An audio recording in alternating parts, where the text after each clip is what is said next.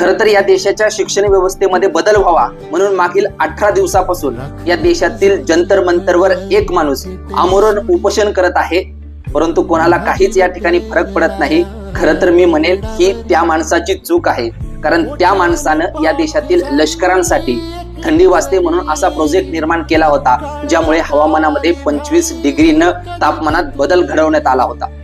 या माणसाने एक असा प्रोजेक्ट तयार केला होता की या देशातील मंद मुलांसाठी या देशातील सर्वात मोठी शाळा स्वतःचं शिक्षण सुरू उभारली होती। ही या माणसाची चूक आहे। या माणसानं या देशातील लेह लडाख मधील शेतकऱ्यांसाठी पाण्याची कमतरता भासते म्हणून तिथले बर्फ वितळून असा प्रोजेक्ट निर्माण केला होता की त्याच्या माध्यमातून पाणी निर्माण करता येईल, आणि याच गोष्टीची दखल घेत भारत सरकारचा नव्हे आशिया खंडातील सर्वात मोठा नोबेल पुरस्कार या माणसाला मिळाला होता। ही या माणसाची चूक आहे।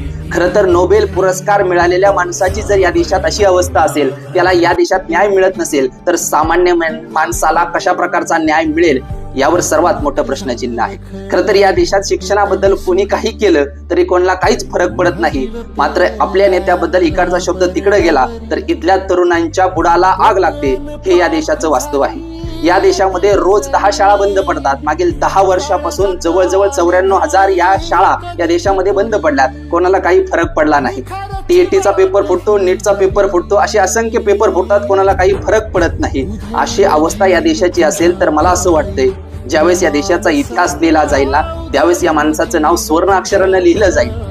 परंतु आपल्यासारख्या माणसांना या माणसाला सपोर्ट न केल्यामुळं आपण कोणाचे तरी तळवे चाटत बसलो होतो। हाही इतिहास या देशात लिहिला जाईल बरं का।